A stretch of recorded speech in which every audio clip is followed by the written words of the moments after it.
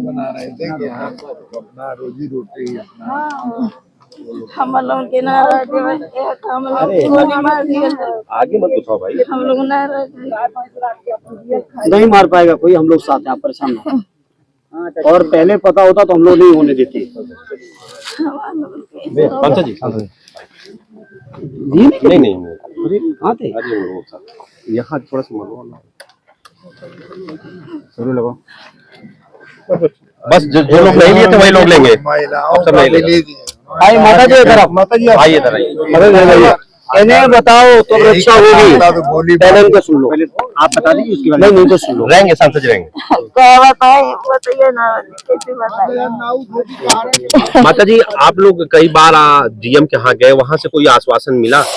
नहीं, कुछ नहीं मिला। कुछ नहीं, डीएम के मिला, कुछ नहीं मिला। डीएम क्या क्या कि ये घर तोड़ा गया था आपका? डीएम कहा कि तोरे गांव के पंडित लोग गिरबौना। ये जमीन किसकी है? हमारा जमीन है, हमारे लोग बनवले हमारे। और ये विद्यालय में भी आपने जमीन दी थी? हाँ, अपना ही दिया लिया विद्यालय में जमीन। अब क्या सहारा बचा है आपके पास, क्या है जिससे आपका जीवन यापन होगा? अब कहाँ है, तब कुछ नहीं, तन में लोग बाधा डाल हमारा खातिर, अब कैसे हमने डाल जाए। ये समाजवादी पार्टी के लोग आए हैं, उम्मीद है आप लोगों को न्याय मिलेगा इन लोगों के जरिए? अब तो कुछ ना मिला, कहा नहीं मिले कि ना।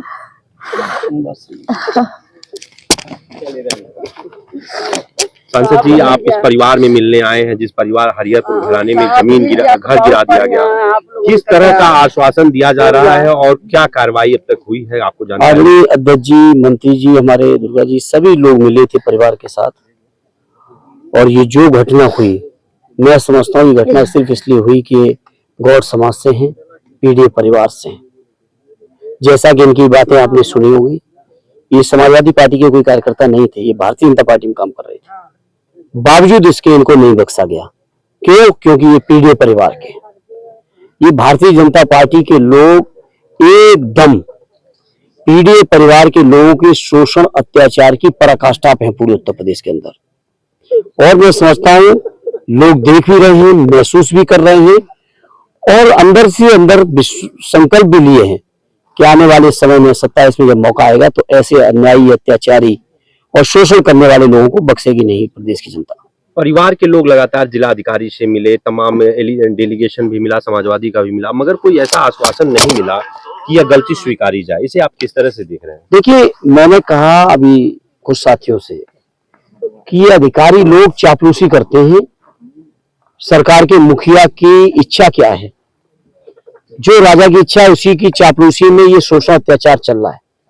और आप जानते हो उत्तर प्रदेश के मुख्यमंत्री बुलडोजर देख के खुश होते हैं, लेकिन ये बुलडोजर, मैं समझता हूं इस सरकार को अकेले बुलडोजर ही खा जाएगा। और मैं तो कहूंगा आपके माध्यम से पूरे उत्तर प्रदेश के लोगों के बीच कि ये भारतीय जनता पार्टी के होने के बावजूद इनके ऊपर बुलडोजर चल रहा है, जबकि इनकी कोई गलती नहीं। जो महाविद्यालय बना है अच्छी बात है, उस महाविद्यालय को बनाने में इस परिवार ने भी अपनी जमीन दी है और ये बची हुई पुश्तैनी जमीन पर अगर अपना घर बना रहे थे तो मैं नहीं समझता कोई गुनाह कर रहे थे। और जिस संस्था या एडीए की आजमगढ़ डेवलपमेंट अथॉरिटी की बात करते हैं, मैं आप सबके माध्यम से पूछना चाहता हूं और आप ही लोग मुझे बता दीजिए, एक भी काम आजमगढ़ डेवलपमेंट अथॉरिटी ने आजमगढ़ के डेवलपमेंट को घर गिरा दिया जाता है? बताओ कहां ऐसा न्याय है कि बिना सुने, बिना पक्ष जाने दूसरे पक्ष का और बुलडोजर चला जाए? लेकिन अधिकारियों को पता है कि जितना बुलडोजर चलाएंगे उतना ही उनके मुख्यमंत्री और योगी जी खुश होंगे। तो करिए खुश, जितना करना है और खुश करिए। हम समाजवादी लोग हर पीड़ित के साथ खड़े, हर दुखी व्यक्ति के साथ खड़े, हर अपमानित व्यक्ति के साथ खड़े, हर पीड़ित परिवार के लोगों के साथ खड़े। और सरकार बनेगी तो इनको न्याय भी दिलाएंगे और जब तक हम विपक्ष में, इनके पक्ष में संघर्ष भी करेंगे। क्या ये मामला कोर्ट तक नहीं जाना चाहिए सांसद जी? इस तरह का मामला अब परिवार के लोगों से हम बात करेंगे और आज मुझे उनसे मिला हूं, मैं परिवार के लोगों से बात करेंगे, जो भी वो सहयोग चाहेंगे हम समाजवादियों से हम लोग करेंगे। एक मामला इससे इधर सांसद जी, संत जो है अब धरने पर बैठ रहे हैं, आपने देखा होगा, प्रयागराज में सुना होगा, तो वो किस तरह से आप देख रहे हैं इसे? आज इस सरकार में ये हाल है तो एक्चुअली ये बीजेपी की सरकार, चाहे केंद्र की हो चाहे उत्तर प्रदेश की हो, पूरी तरह से तानाशाही के रास्ते पर है। ये संतों को भी अपने अधीन रखना चाहते हैं।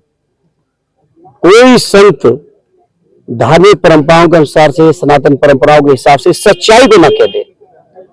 शंकराचार्य स्वामी अग्निहोत्री शरण जी, इस बात के लिए मैं समझता हूँ पूरे देश में उनकी ख्याति है, पूरे देश के लोग उनका सम्मान करते हैं कि वो गलत चीजों का मजबूती से विरोध किया और सच्चाई को हमेशा कहा है। और शायद यही उनका गुनाह है जिसकी वजह से जो कुंभ मेला जिसके बारे में, या माघ मेला जिसके बारे में लगातार केंद्र से लेके देश विदेश तक प्रचार प्रसार करते हैं भारतीय जनता पार्टी के लोग, उसी कुंभ मेले के अंदर संतों पर लाठीचार्ज हो रहा है। भगदड़ जो हुई, जिन अधिकारियों की गलती से हुई 1 साल पहले पिछले महाकुंभ में, किसी पे कार्रवाई नहीं हुई, कोई दोषी नहीं ठहराया गया, लाशें छुपा ली गई, मृतकों की संख्या छुपा ली गई।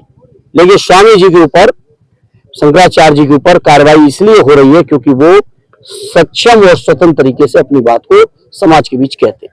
सांसद जी, एक मामला अगर आपके संज्ञान में होगा, जिला पंचायत अध्यक्ष के खिलाफ राज्यपाल द्वारा नोटिस भेजी गई है और उन्हें कारण बताओ नोटिस जी, एक रोड को 2 बार बनवाने का ऐसा बीजेपी का आरोप है और उनको नोटिस अब आई है, क्या संज्ञान में है मामला? चूंकि समाजवादी पार्टी के हमारे अध्यक्ष हैं तो हमने इससे ज्यादा उम्मीद ही क्या कर सकते।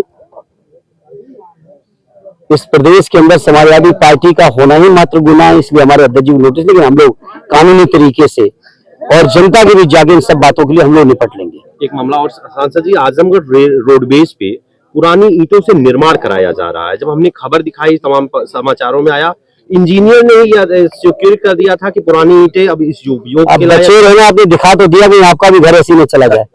आप हैं साथ हमारे ना हम साथ हैं, ठीक है, हम साथ हैं। सर